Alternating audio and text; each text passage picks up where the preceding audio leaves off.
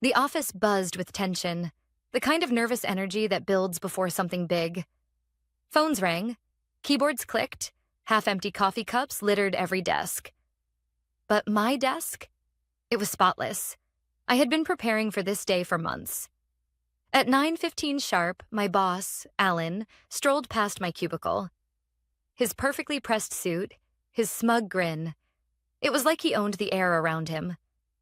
He stopped at my desk, tapped twice on the surface without looking at me, and said casually, "You've got the slides ready for the client pitch, right?" I nodded. "All done. I sent them over this morning." Alan glanced at his watch. "Good. I'll handle the client meeting. You probably wouldn't be convincing enough anyway." His words hit like a slap. Smoothly delivered, almost like an afterthought, but sharp enough to leave a sting. I opened my mouth, then closed it. Not the first time. Definitely not the last. For 3 months, I'd been working day and night on this project. 12-hour days, weekends. I designed the product roadmap, built the prototype, handled the data modeling, and wrote the technical documents. Every word on those slides was mine. And yet, Alan was taking the lead. Again. This wasn't new. Alan had a habit of managing upwards, taking credit for his team's work while throwing just enough crumbs to avoid getting caught. He didn't understand the product, the technology, or even the client's real needs. But he was charming and loud. Loud often wins, at least temporarily. I remember the conversation a week earlier, when I first realized exactly what kind of person he was. I had just wrapped up a demo for the internal review. Alan leaned against the conference table, arms crossed. "Nice work, Emma," he said, nodding at the screen. "You've really polished this." For a brief second, I smiled. It felt good to be recognized. Then he added, "You know, for someone who isn't exactly leadership material, you surprised me." The smile vanished. "Excuse me?" I asked. Alan waved his hand like he was swatting a fly. "Don't take it personally. You're a great worker bee. Just not exactly client-facing or executive level." I didn't argue. I didn't defend myself. I just watched him. And in that moment, something shifted. Something clicked. Fast forward to today. 10 a.m. The conference room was already set. Our biggest prospective client in 5 years, Dawson Tech, was dialing in. Multi-million-dollar contract on the line. Alan grabbed the printouts of my slides off the printer. Didn't even thank me. Then he turned, looked me straight in the eye and said the words that would define this entire story. "Stay here. I'll handle the client meeting. You're not good enough for this one." And just like that, he walked out. I stood there, fingers pressed against the edge of my desk, jaw tight. My pulse hammered in my ears. For a second, my vision blurred. Not from sadness, not even from anger, but from focus. Because Alan had no idea what I had done. The thing about being treated like you're invisible is that people forget you're always watching. Alan had barely skimmed the deck I prepared. He never read the appendix. He skipped the technical brief entirely. And what he didn't realize was that the final 3 slides, critical ones, were intentionally blank placeholders, marked as to be filled in during the demo. Placeholders for answers only I had, because I knew the client would ask. It wasn't even a guess. It was certainty. Dawson Tech had flagged the same concern during every previous vendor meeting. Security scalability. A question about how our system would handle encrypted data transfers at scale. And I had the answer. A complicated solution I had spent weeks developing. Alan? He didn't even know the question was coming. The phone on my desk buzzed. A message popped up from Rachel, one of the few coworkers I actually trusted. "Rachel." Meeting started. Alan's already talking like he built the entire product. Unreal. I smiled, bitter and hollow, not surprised. Another message popped up seconds later. "Rachel." "Wait." Clients asking technical questions. Uh-oh. I leaned back in my chair, folded my arms. Here it comes. Rachel. OMG, he's stalling. He doesn't know how to answer. My heartbeat slowed. Calm. Focused. Because when someone tells you you're not good enough, but stands on a stage built from your work, they always forget the most important rule. If you don't know how the machine works, you can't run it. The next message from Rachel popped up so fast it nearly startled me. Rachel. Emma. It's bad. He's sweating, stumbling over his words. I stared at the screen, then exhaled slowly, like someone watching a car crash they saw coming miles away. Of course, Alan was crashing. How could he not? Dawson Tech was a hyper-security conscious firm. Every vendor who ever pitched to them faced the same dreaded question. It wasn't just a formality. It was the test. The gatekeeper. And Alan? Alan had never cared to learn how any of it worked. I glanced over at the clock. 10:14 a.m., right on schedule. My inbox pinged. Alan. Where are the scalability figures for the encryption protocol? Did you update the slides? A grin tugged at my lips. He was scrambling. Alan, again. Check your phone. I need those slides now. I didn't check my phone. Because the slides didn't exist. Not yet. Not because I forgot, but because I hadn't given them to him. 3 months ago, during a late-night prep session, Alan had stormed into the conference room, drunk on his own ego, slamming his hand on the table. Emma, details don't sell. People don't care about the back end. They care about the pitch. Leave the nerd talk out. That was the moment. The moment I realized he would never credit me. Never promote me. Never respect me. So I started preparing. Not for this meeting, but for my exit. I refreshed the chat window. Rachel. Oh my God. Mark Dawson just asked Alan to explain the failover protocol for the encrypted nodes. I covered my mouth, laughing into my palm. That was the exact question I knew would come. Rachel. Alan said, "That's a great question, but let's circle back to that." Oh no. Even over text, I could feel the shift in the room. Clients hate stall tactics. It's the universal language for I have no idea what I'm talking about. Another email landed. Alan. Emma, get in here.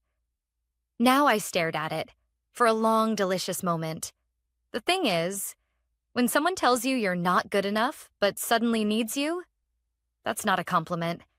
That's a confession. I stood up, slowly, deliberately, not because I was in a hurry, but because I wasn't. As I walked toward the conference room, heads started turning.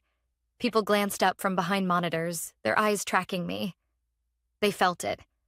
The shift in the air. Some pretended to keep typing. Some didn't even bother pretending. When I pushed open the conference room door, every eye snapped toward me, including Alan's. His face was a shade I'd never seen before. Somewhere between panic, embarrassment, and sheer disbelief. Mark Dawson, the CEO of Dawson Tech, was sitting at the head of the table, arms crossed, eyebrows raised, looking unimpressed. Alan jumped up. Emma, great. Yes. She's our, technical consultant. Consultant? I bit back a laugh. Mark turned toward me, cutting Alan off mid-sentence. Are you the one who built the encryption architecture? Yes. I didn't hesitate. No modesty. No false humility. Just the truth. Mark nodded. Then maybe you can answer what Alan couldn't. The room went dead silent. Alan opened his mouth, probably to object, but Mark held up a hand. Number I asked her. I stepped forward, set my notebook on the table, and began. Our encryption uses a dual-node redundancy system with real-time failover. If one node goes down, data packets automatically reroute through an alternate secured channel without loss. We've stress-tested the system for up to 98% load without degradation. Mark leaned in. And scalability? The system's designed to horizontally scale on demand. Every new client instance triggers a mirrored security protocol deployment. No bottlenecks, no manual intervention. Silence. Then, and why wasn't this on the slides? Mark asked, glancing between me and Alan. Alan stammered. We didn't think it was relevant for the pitch. Funny, Mark said, straight-faced, because it's the only thing that matters. For a long moment, no one spoke. Then Mark smiled, directly at me. Thank you, Emma. That's exactly what I needed to hear. He closed his laptop with a sharp click. You'll hear from us soon. As Mark stood and shook my hand, Alan jumped in, desperate to regain control. Wait. Mark, hold on. This was a team effort. Emma just supports the strategy I set. Mark cut him off cold. No, Alan. What I saw today was a product built by someone who understands it, and a manager who doesn't. Then he turned back to me. Emma, can I get your direct contact? In case we have follow-ups. I smiled. Absolutely. Alan stood frozen, his mouth slightly open, his face drained of color. When Mark left, the room sat in a heavy, awkward silence. Alan finally spun toward me, his voice low, trembling, half anger, half panic. What the hell was that? I tilted my head, smiled just slightly. Oh, I thought I wasn't good enough. Then I turned and walked out, leaving Alan standing there like the fool he was, drowning in the mess he had created. The moment I stepped out of the conference room, I could feel it. The shift. Every pair of eyes in the open workspace pretended not to look, but they were looking. Heads dipped behind monitors just a second too late. Conversations paused mid-sentence. Fingers hovered over keyboards but didn't move. The rumor wildfire had already started. Alan had failed. And everyone knew exactly who had saved the meeting. I walked back to my desk, heart pounding. Not from nerves, but from adrenaline. From the power shift I felt in my bones. My phone buzzed. A message from Rachel. Rachel. Emma, people are whispering. Everyone heard what happened. You were incredible. I smiled, typing back. Me. Thanks. Let's see how this plays out. But I already knew. The dynamic in that building had just changed forever. Not even 5 minutes later, Alan stormed out of the conference room. His steps were stiff, his jaw clenched so tightly I could see the muscle twitching from across the floor. He didn't look at me. He couldn't. At 2:17 p.m., a meeting invite hit my inbox. Subject. Catch up. Alan's office. Urgent. I stared at it for a long second. No subject line had ever felt so heavy with panic disguised as professionalism. I clicked accept. Then stood, straightened my blazer, and walked slowly, deliberately toward his office. Every step echoed louder than it should have. When I walked in, Alan was already seated at his desk. His tie was loosened. His hair slightly disheveled, like he'd run his hands through it one too many times. A man who knew he was losing control. The door clicked shut behind me. Emma, he started, forcing a smile that didn't reach his eyes. First of all, great work in there. Really. You pulled through when the team needed it. The team. I didn't reply. Just sat down, folded my hands neatly in my lap, and waited. Alan cleared his throat. Look, I want to be upfront with you. This morning didn't go as planned. But Mark Dawson liked what he saw. He's probably going to sign with us. Which is good. For both of us. I raised an eyebrow, but stayed silent. He shifted in his chair, clearly uncomfortable with the quiet.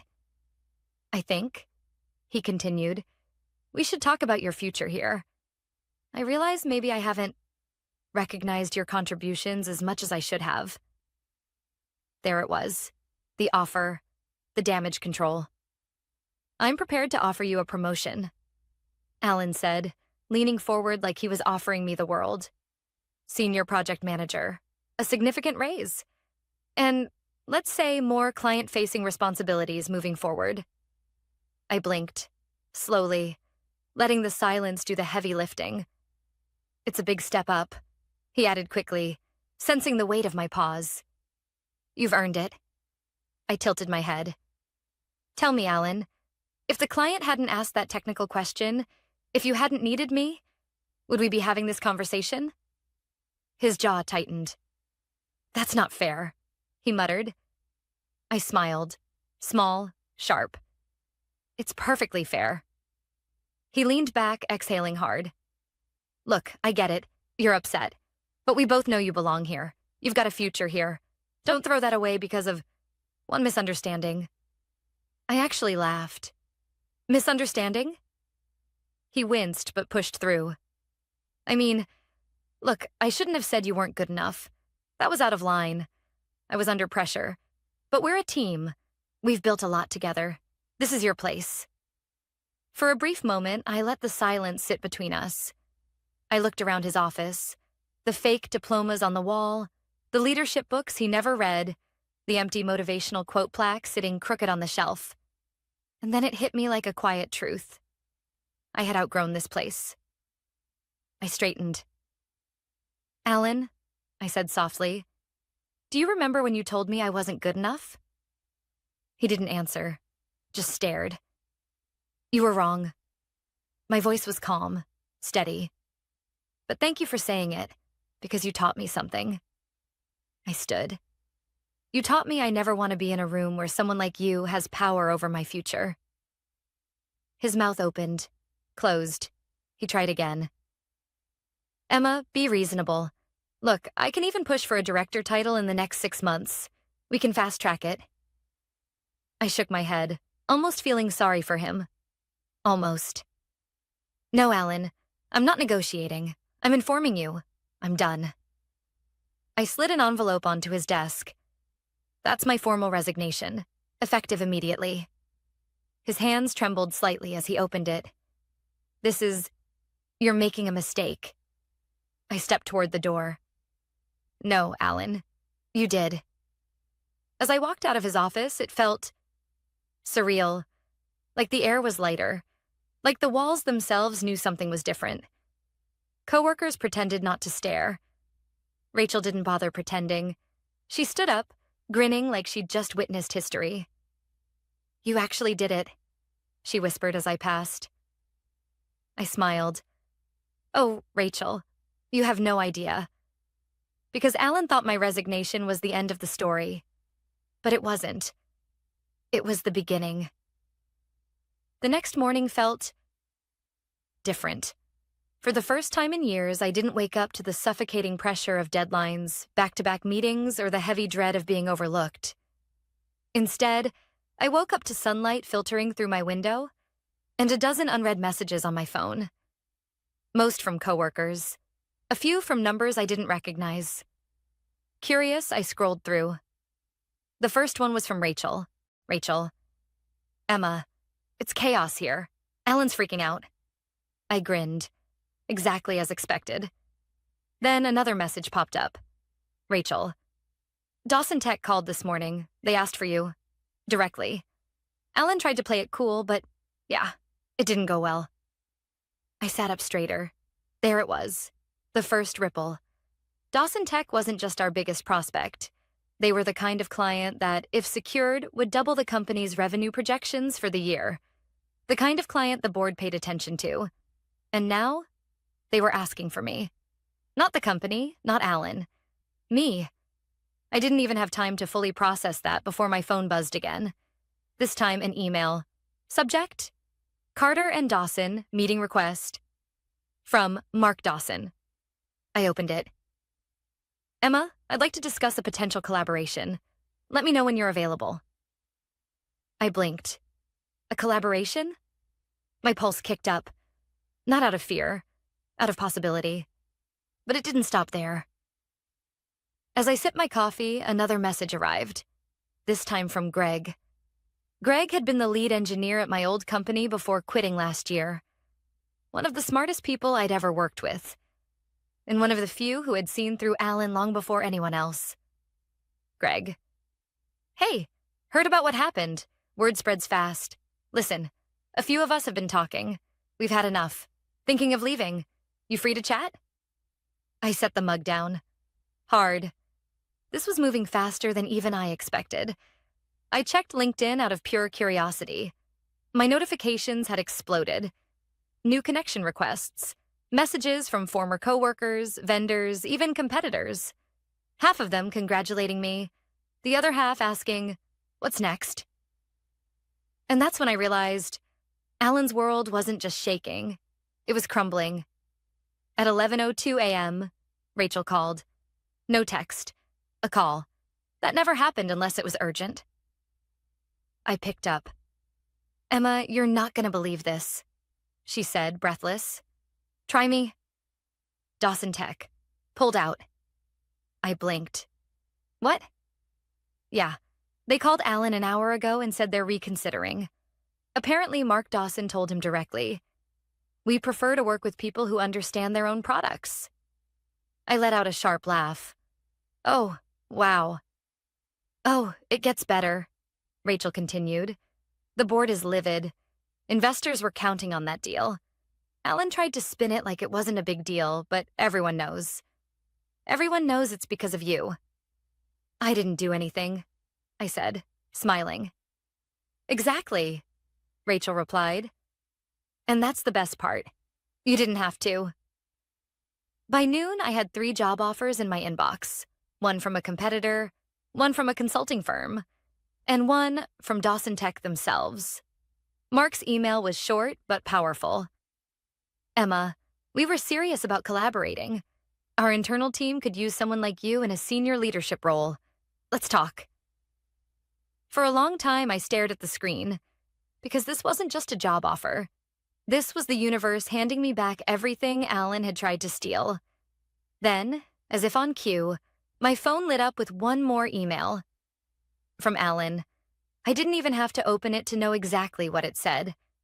I could practically hear his strained voice through the subject line. Subject? Let's talk, urgent. I tapped it open anyway. "Emma, I think we both acted emotionally. Things were said. Things were misunderstood. I don't want to lose a valuable member of the team. Let's discuss how we can move forward. I'm open to adjusting your role and responsibilities. Let's chat." I sat back in my chair, shaking my head. It was almost pathetic. The same man who told me you're not good enough was now scrambling to fix a sinking ship. I typed back, deliberately slow. "Alan, thank you for your email. However, I've moved on. Best of luck." No bitterness, no gloating. Just closure. A line drawn in permanent ink. As soon as I hit send, I took a deep breath and opened Mark Dawson's message again. My fingers hovered over the keyboard. And then I typed. "Mark, I'm available this afternoon. Let's talk." Because sometimes, walking away isn't the end. It's the start of something far, far better. The video call with Mark Dawson started exactly at 2 p.m. No small talk, no corporate fluff. Just a man who knew what he wanted. And it wasn't Alan. Mark leaned back in his chair, steepling his fingers. Behind him, floor-to-ceiling windows revealed the skyline. His tone was cool but direct. "Emma, let's be blunt. You were the only person in that meeting who actually understood the product. Frankly, we don't work with people who fake expertise." I smiled, leaning slightly toward the camera. "That's fair." He nodded. "I'm not offering you a job." My stomach flipped for a half-second, until he continued. "I'm offering you something better. I want you to lead our new in-house development division. No middle managers, no gatekeepers, full control. Build it from scratch. Build it right." I blinked. "Wait, you want me to build an entire division?" Mark grinned. "Exactly. I've had enough of outsourcing to people who don't even understand their own slides. We want our own tech, our own systems, and we want you to lead it." For a moment, I just sat there, stunned. No micromanaging, no credit stealing, no being told I was not good enough. Just trust, responsibility, ownership. "So," Mark continued, "are you in?" I didn't hesitate. "I'm in." By the end of the call, I had a signed offer in my inbox, Director of Operations and Product Development, reporting directly to the CEO. a salary nearly double what Alan had ever paid me, full benefits, equity, and most importantly, respect. The next 48 hours were a blur. Calls, paperwork, onboarding. But it didn't feel like work. It felt like building. Something mine. Something real. And I wasn't the only one thinking it. On Thursday morning, Greg called. "Heard the news," he said, no greeting needed. "Dawson's lucky. You deserve this." I grinned. "Thanks. You still thinking about leaving?" "Actually, yeah. And not just me. Sarah's done. Ben too. You were the glue holding that place together, Emma. Without you, it's unraveling." I leaned back, the wheels in my head already turning. "Well, I am hiring." Greg laughed. "No way. You serious?" "Serious." And just like that, the first pieces started falling into place. By the end of the day, I had 3 former colleagues express interest. Not because I asked, but because they asked me. Meanwhile, the updates from my old company kept rolling in. Rachel texted me that afternoon. Rachel. "Emma, it's a dumpster fire here. 2 clients dropped today. Lisa quit. Alan's been in closed-door meetings all morning with the board. It's bad." I couldn't stop the grin spreading across my face. Not because I wanted them to suffer, but because I wanted the truth to finally surface. For years, people like Alan climbed by stepping on others, by faking knowledge, by stealing credit. But the truth? You can't build a house on a foundation of lies. It will collapse. At 5:12 p.m., I got one more text from Rachel. "Rachel, you're gonna love this." Alan sent out a company-wide email, trying to rally the team, basically blaming everyone but himself for the mess. Classic, I rolled my eyes. Typical. Rachel. "Yup, except the board isn't buying it anymore. Investors are pissed. They're talking about replacing him." I stared at the message. Replacing him. For a second, I let that sink in. Then I realized I didn't care. I wasn't there anymore. I had a team to build, a future to focus on. Let them implode. The next morning, I walked into Dawson Tech's sleek headquarters for my first official day. The receptionist greeted me by name. "Good morning, Emma. Welcome aboard." I smiled, soaking it in. No more walking on eggshells, no more invisible ceilings, no more waiting for someone to give me permission to succeed. When I stepped into my new office, a real office with walls and windows and a door I could actually close, I felt it deep in my chest. This is mine. The sunlight hit my desk just right. My nameplate gleamed. Emma Carter, Director of Operations and Product Development. It wasn't just a title. It was a symbol of everything I'd survived, of everything I was about to build. I spent the morning reviewing project scopes, meeting the team, and onboarding. But it didn't feel like a job. It felt like purpose. And right before lunch, my assistant walked in, holding a familiar folder. "Hey, Emma. A vendor called. They said they used to work with you. They'd like to discuss transferring their contract to us." I blinked. "Wait, who?" "Dawson and Cole Consulting. One of our biggest clients from the old company." I bit back a smile. "Tell them I'll call them this afternoon." Because when you build something real, something honest, people notice. And when you treat people with respect, they follow you. It was a quiet Friday afternoon when the message popped up on my phone. From Rachel. Rachel. "Emma, you are not going to believe what just happened." I sat back, a grin already tugging at the corners of my mouth. Me. "Let me guess. Alan finally tripped over his own lies?" Rachel. "Worse. Way worse. The board just fired him. It's official." For a second, I just stared at the screen, letting those words sink in. Fired. Alan. Gone.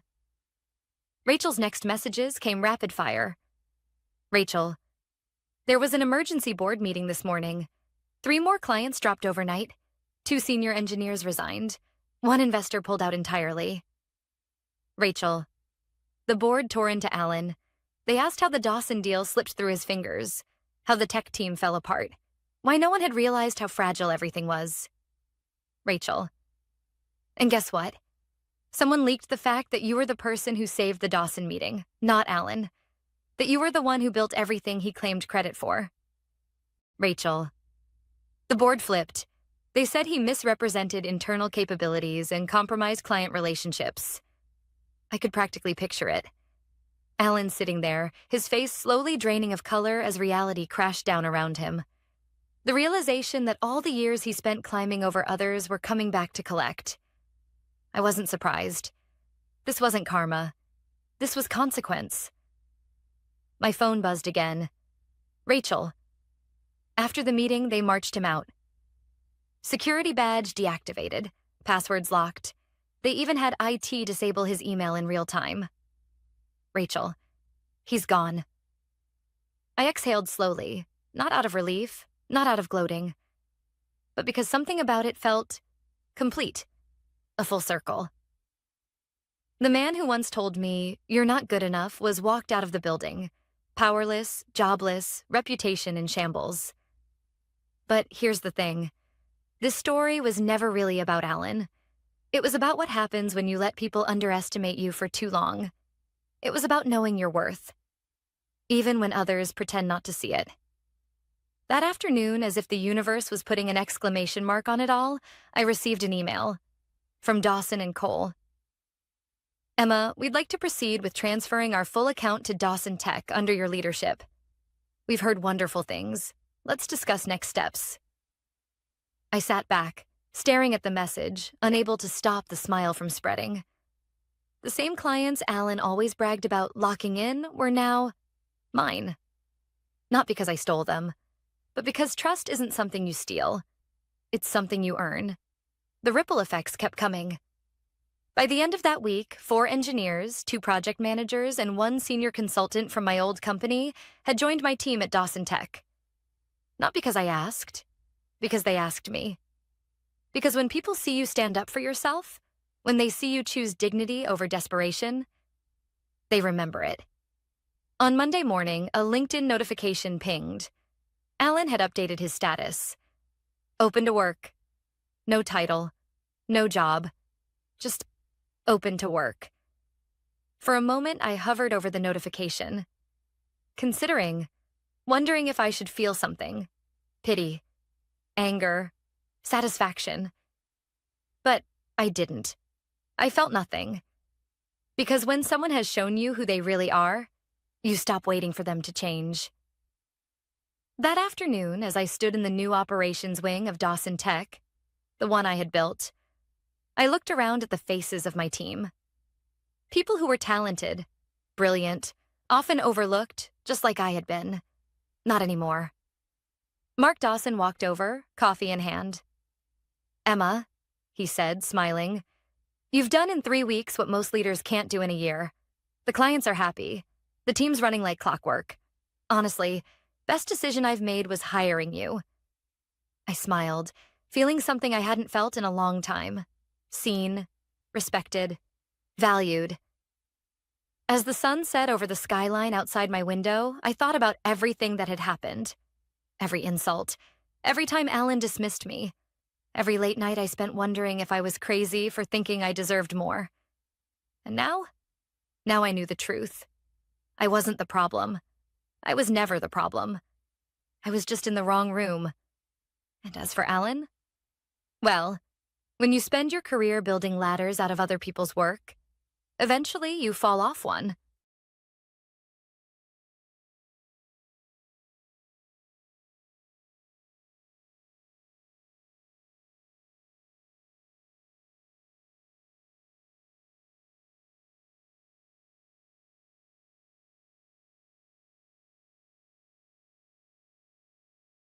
You're late, my dad grumbled the moment he opened the front door, dragging his suitcase behind him.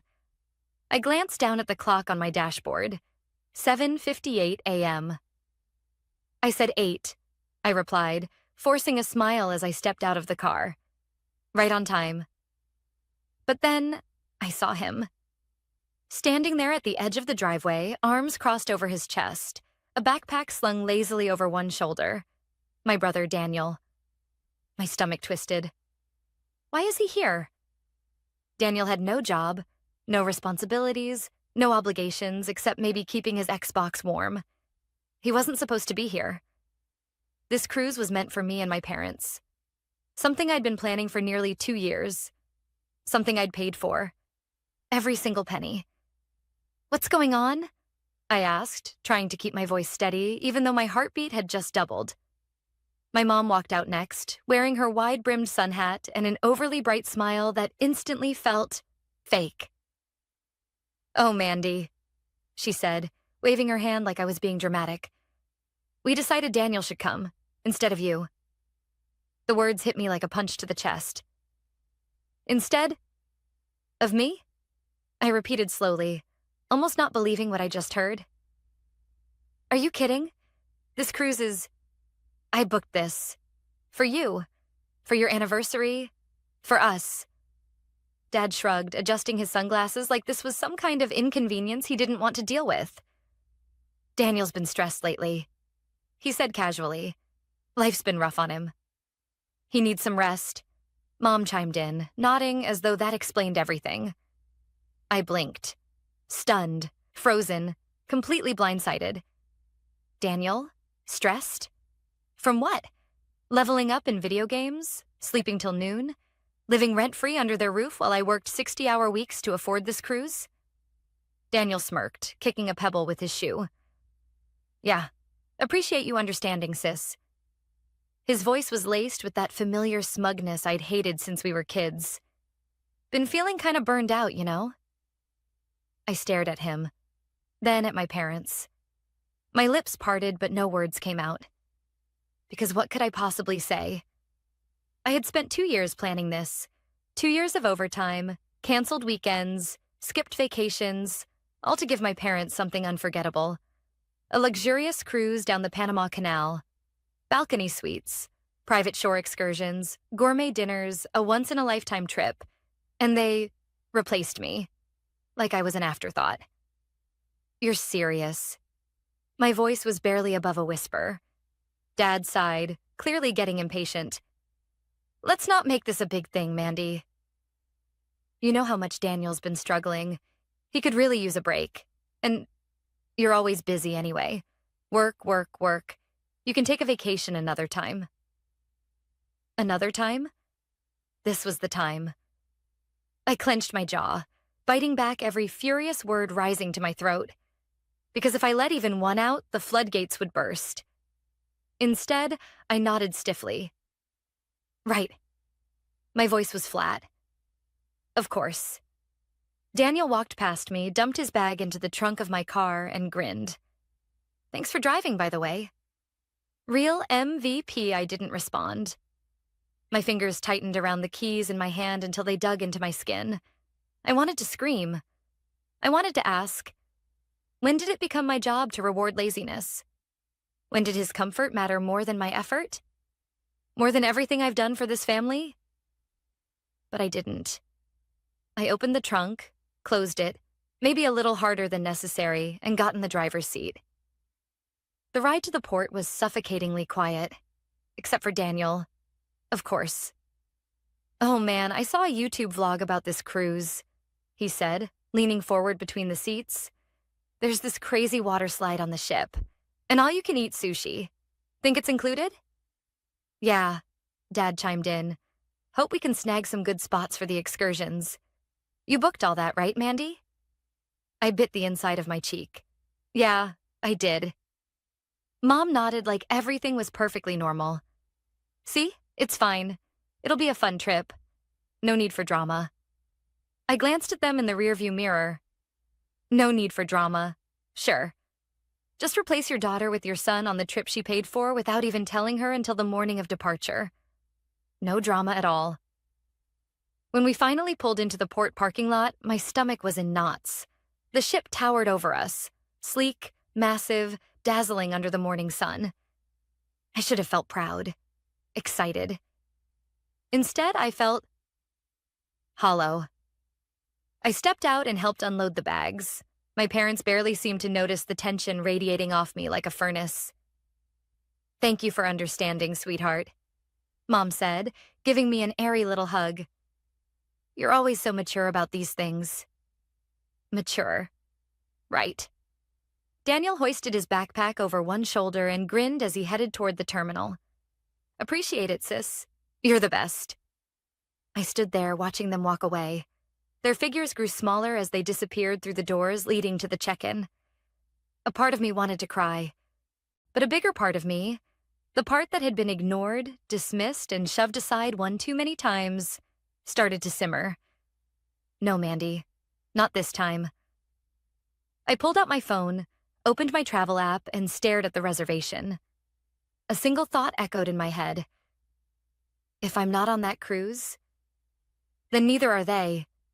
And that was the moment everything changed. I sat there in my car, staring at the terminal doors long after they'd disappeared inside. My fingers hovered over my phone screen, heart pounding so hard it felt like it echoed in my ears. Part of me thought, "Don't do it, Mandy. Just let it go. Be the bigger person. Again." But another part, the part that had been trampled, dismissed, and pushed aside for years, snapped back louder. "No, not this time." I opened the reservation app I'd used to book the cruise. My thumb trembled as I scrolled through the itinerary. Balcony suites, premium excursions, private dining packages. All of it. Booked under my name, my credit card, my effort, my sacrifice. And yet, they'd tossed me aside like I was an afterthought. Like I was the optional child. I hovered over the Manage Booking button, clicked it. My thumb rested over Cancel Reservation. A lump rose in my throat. Not sadness. No, not anymore. It was anger. Clean, sharp, righteous. They didn't even ask me. They didn't even have the decency to tell me until I was standing in their driveway with the engine running. I gritted my teeth and hit cancel. One confirmation screen popped up. "Are you sure you want to cancel your reservation for the Panama Canal 7-night luxury cruise?" "Yes, absolutely." Another tap. Done. Almost instantly, the confirmation email hit my inbox. "Your cruise reservation has been canceled. A full refund will be issued within 3 to 5 business days." I sat there for a moment, breathing, processing. Then, just for good measure, I opened the excursion portal. Private rainforest tour? Canceled. VIP whale watching trip? Canceled. Chef's table dinner experience? Gone. All of it. I sat back in my seat, staring at the ship in the distance. Funny how it looked different now. Less like a dream, and more like a symbol of everything I was done tolerating. 10 minutes later, my phone buzzed. Then buzzed again. And again. I glanced at the screen. Dad, then Mom, then Daniel. I let it ring out, watched it go to voicemail, and not a minute later, then came the texts. "Mom, Mandy, something's wrong. Our check-in isn't working. Did you mess up the reservation?" Dad, "Call us. Now." Daniel, "Real mature, Mandy. You better fix this. They're saying there's no booking." A bitter laugh escaped me. "Oh, now you need me?" I waited, let the calls pile up. Then curiosity got the better of me, and I picked up the next call. The moment I answered, my mom's voice hit me like a lightning bolt. "Mandy, what is going on? The front desk says there's no reservation under our name. They've checked 3 times. Did you book it wrong?" I bit back a smile. "No, Mom, I didn't book it wrong." A pause. "Well then.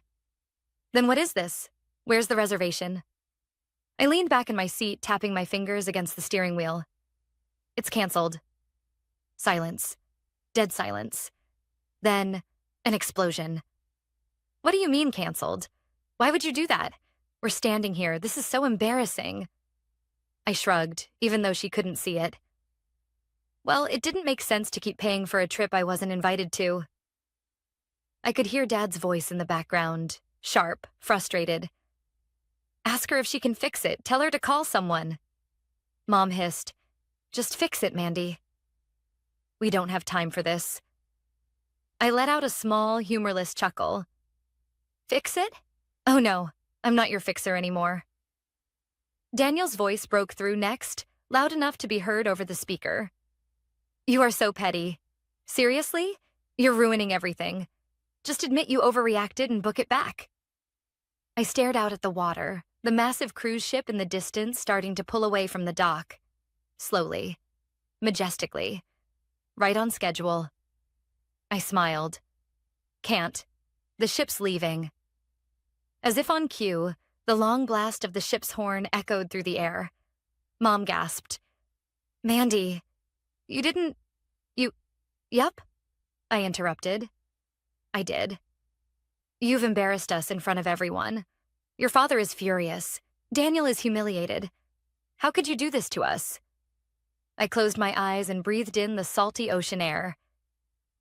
"No, Mom. The question is, how could you do this to me?" Silence. For the first time in probably my entire life, they had nothing to say. "Good luck figuring it out," I said calmly. "Enjoy your vacation. Oh, wait." And with that, I hung up. For a long moment, I sat there, quiet. Then, for the first time in years, I laughed. By the time I pulled back into my driveway, my phone was already blowing up. Voicemails, texts, missed calls. I didn't even bother listening to the voicemails yet. I just tossed the phone face down onto the kitchen counter, walked over to the coffee machine, and hit brew. As the coffee trickled into the pot, the adrenaline started wearing off. My hands were shaking, not from regret, but from something else. Relief, for the first time in... I don't even know how long. I'd stood up for myself. No frantic apologies, no bending over backward, no swallowing hurt just to keep the peace. I finally said, "Enough." But of course they wouldn't accept that easily. The moment I sat down at the kitchen table with my coffee, the phone started buzzing again. Relentless. Like mosquitoes you just couldn't swat away. I glanced at the screen. Daniel. Ignored. Then Dad. Then Mom. Then Daniel again. I sighed and finally opened the text thread, just to see. "Mom, you've gone too far. This is unacceptable. We are stranded here with no hotel, no cruise, and no backup. Fix this now." Daniel. "Wow. Seriously, Mandy, this is next level petty. Do you have any idea how much you've embarrassed us? You better be joking. Book it back." Dad. "You need to call the cruise line and fix this. We are beyond disappointed. I never thought you'd stoop this low." A bitter laugh escaped me. "Oh, I'm the problem now?" When they told me, on the morning of departure, that I was no longer invited on the trip I planned, paid for, and organized, that was fine. But canceling it? Suddenly I was the villain. I let out a long breath, grabbed my phone, and hit play on the first voicemail. It was Mom, her voice frantic. "Mandy, call me back right now. This is ridiculous. They're saying we don't have a room at the hotel either. The cruise is gone, the hotel is gone, the excursions are gone. What did you do? Fix it." Next voicemail. Dad.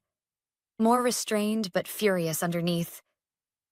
"Mandy, I don't know what's gotten into you, but this is not okay. This is not how we treat family." I rolled my eyes.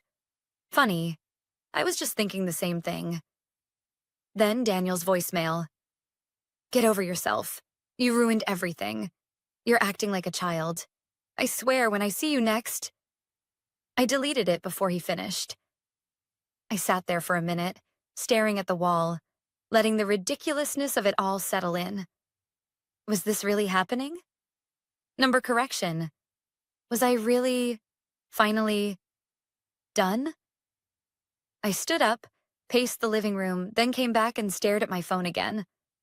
Half of me wanted to turn it off, throw it in a drawer, forget about it. But the other half wanted to answer. And when Dad's name flashed across the screen for the third time in 2 minutes, I picked up. "Mandy." He barked before I could even say hello. This has gone far enough. What you did is completely unacceptable.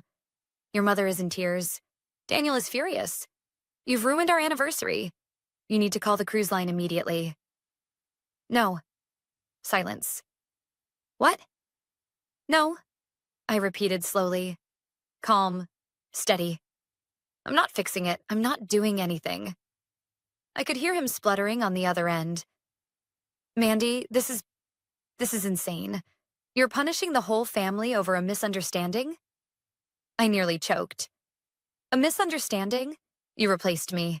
On my own gift. You looked me in the eye and told me I wasn't going because Daniel needed rest. We thought you'd understand. He snapped back. You're always the reasonable one. The mature one. You work so much. You said yourself how busy you are all the time. I gritted my teeth. Yeah, I work because no one hands me things.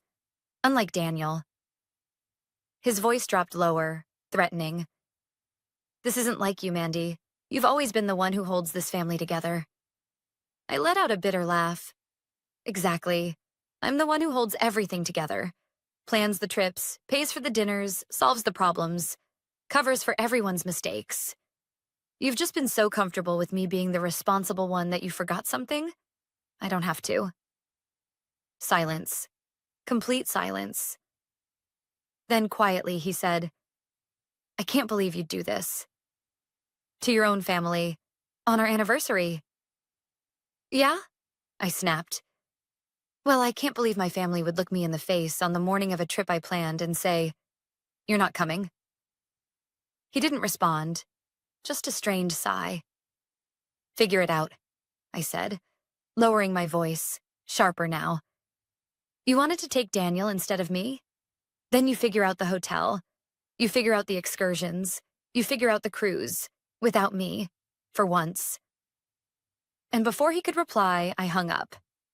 I tossed the phone onto the couch, my hands trembling, not from fear, not from guilt, but from adrenaline. A kind I wasn't used to. The adrenaline of standing up for myself. I sank into the couch, breathing hard, as the weight of what just happened finally settled over me.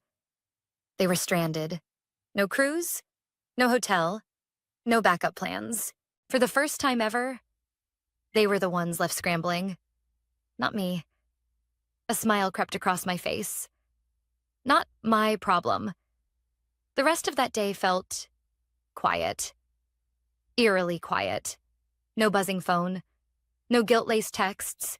No passive-aggressive voicemails. For the first time in years, I had turned my phone off. I made myself lunch.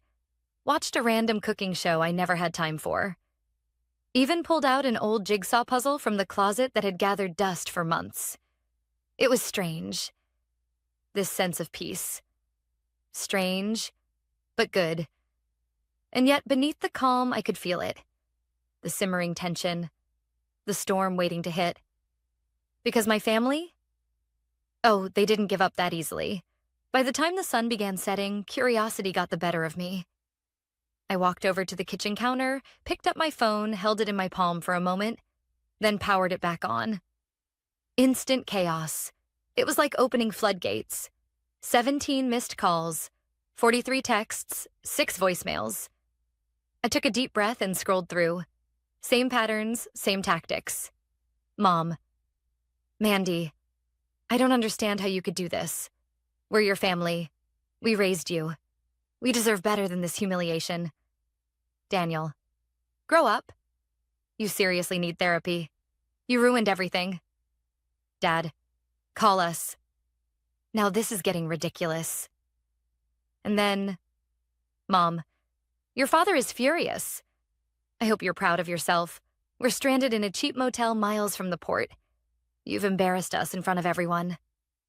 Daniel. I swear when we get back, we're gonna have a serious talk. You're a toxic person, Mandy. I had to laugh. Me? Toxic? I shook my head, dropped the phone face down again, and made myself a cup of tea.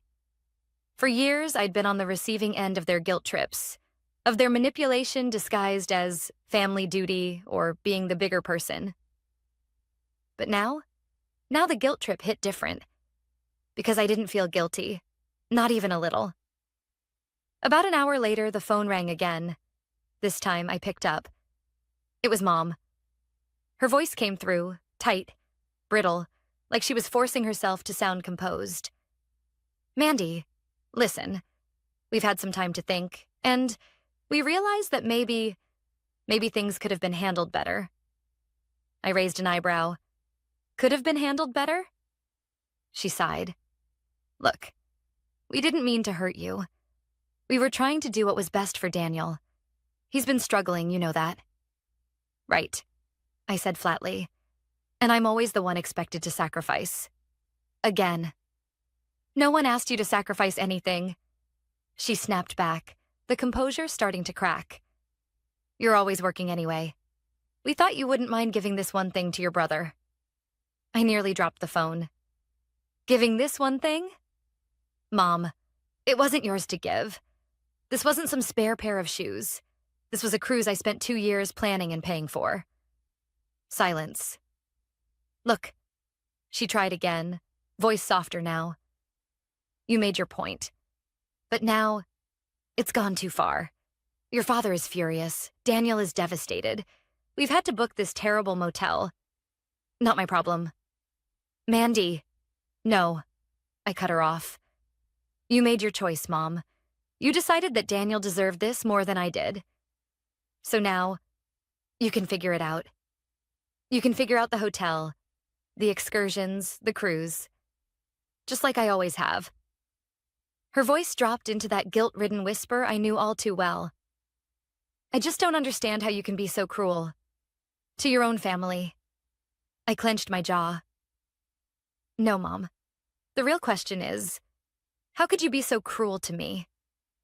The silence was heavy, uncomfortable. She didn't have an answer. She never did when the mirror got held up to her face. After a few seconds, she mumbled, "Well, I hope you're happy, because you've ruined our anniversary." I took a deep breath. Calm, controlled. "No, Mom, I didn't ruin your anniversary." "You did." And I hung up. The following day was quiet again. No calls, no texts, nothing. It was tempting to wonder if maybe they finally got it, if maybe they finally realized the line they'd crossed. But by noon, reality came knocking. A call from Dad. I debated ignoring it, but curiosity won. I answered. His tone was different. Not angry, not yelling, just tired, defeated. "Mandy," he started, sighing heavily.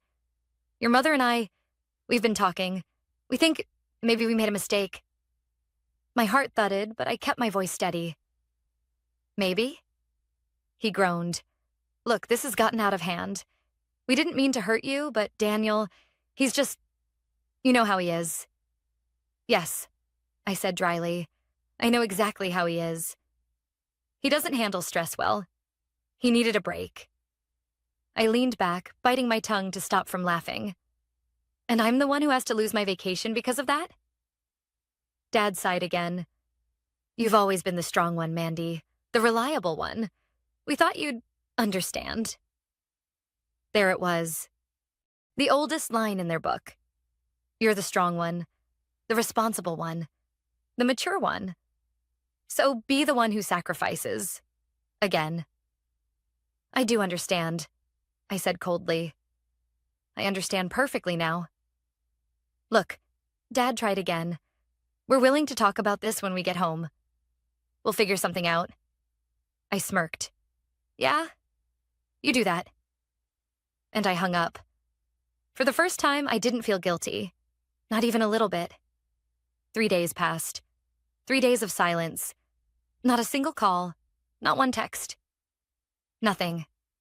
It was weird, but not unwelcome. Honestly, I needed it. For the first time in years, I had actual space to breathe, to think, to process everything. I didn't realize how heavy the weight of always being the fixer was, until I set it down. But deep down, I knew the silence wouldn't last. It never did with my family. And right on cue, on the 4th day, my phone lit up with a message from Dad. We're back. Come by the house. We need to talk. No apology. No explanation. Just, we need to talk. A few months ago, that would have sent me into an anxiety spiral. Stomach knots, sweaty palms, rehearsing every possible conversation in my head. But not this time. This time, I felt something else. Something sharper, stronger, readiness. I sipped my coffee, set the cup down, grabbed my keys, and drove over. As I pulled into their driveway, a wave of memories hit me. Family barbecues, birthday parties, late nights helping Dad fix the gutters, Christmas mornings on this very porch. But now, it all felt different. Like I was stepping onto a stage I no longer belonged to. Or maybe didn't want to belong to anymore. The front door swung open before I even knocked. There stood Mom, arms crossed, face tight. Behind her, Dad sat on the couch, looking more worn out than angry this time. And Daniel, flopped in the armchair like he had zero shame about anything that happened.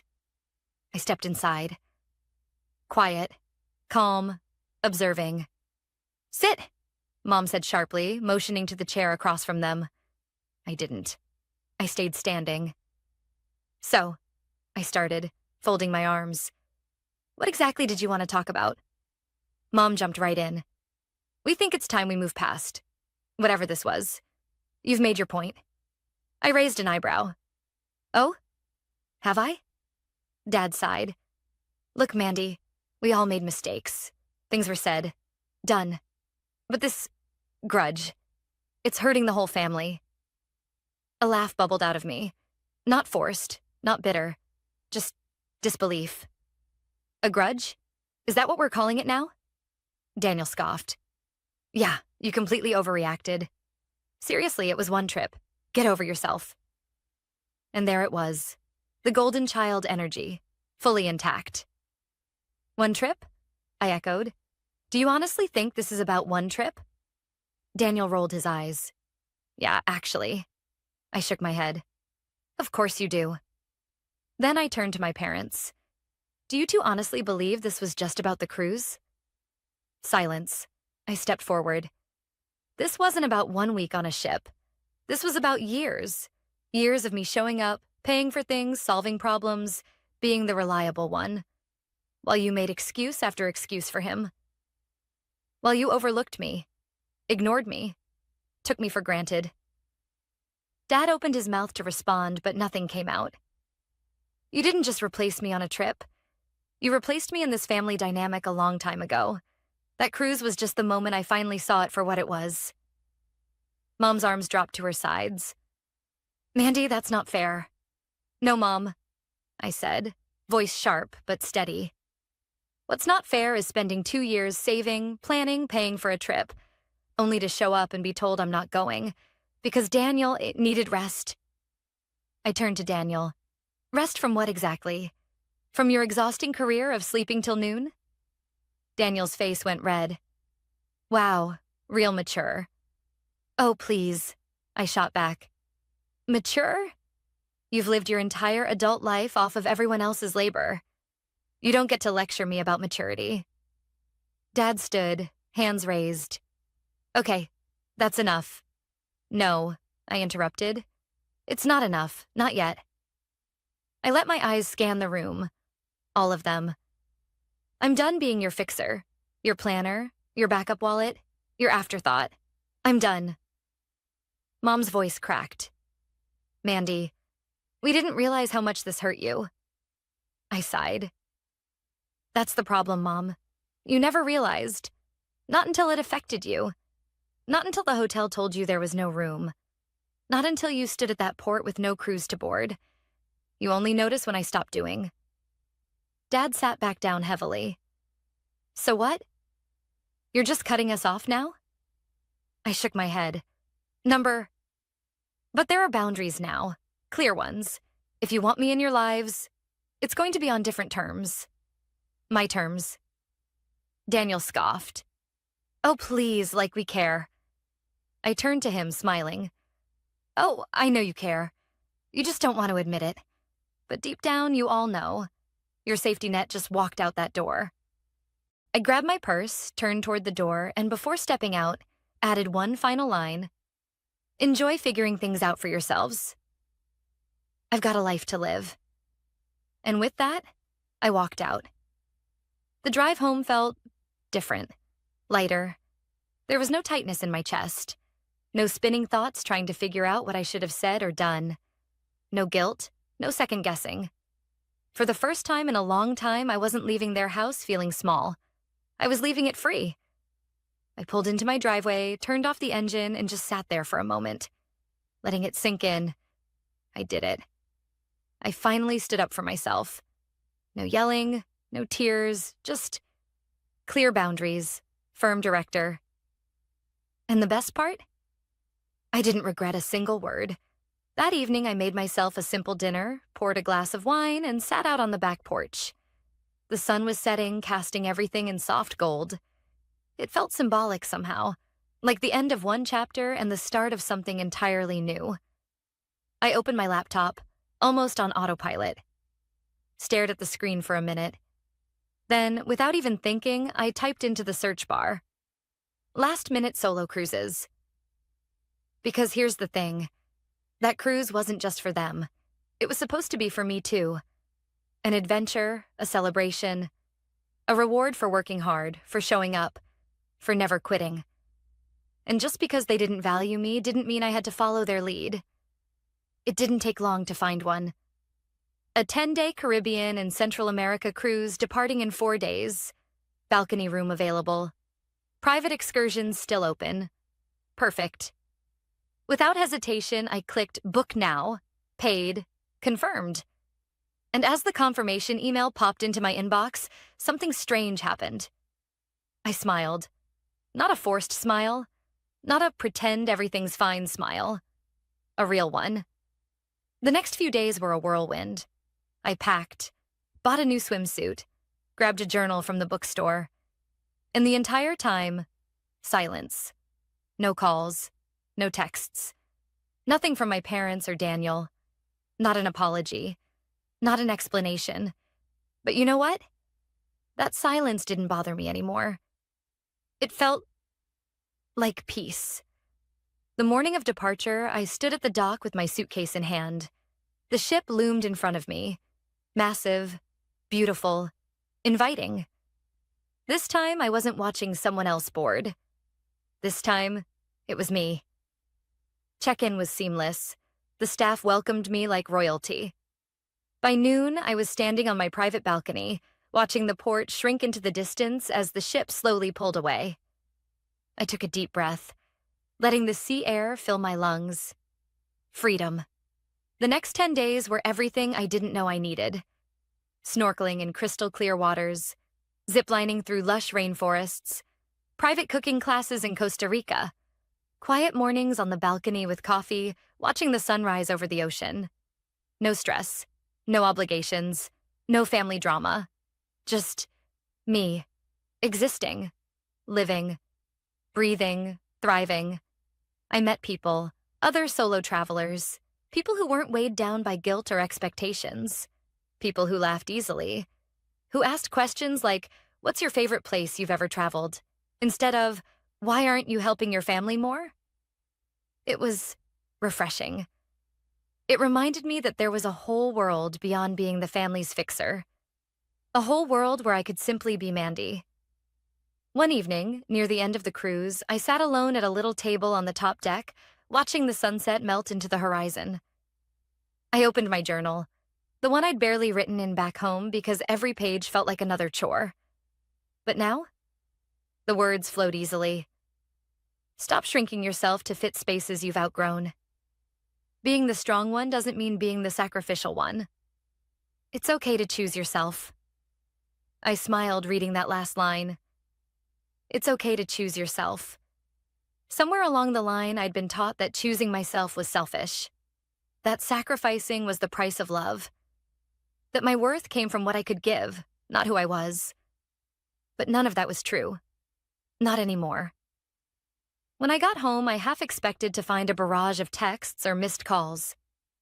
But there was nothing. A few days passed. Then a single text from Mom. Hope you had a nice trip. Maybe we can talk soon. No apology.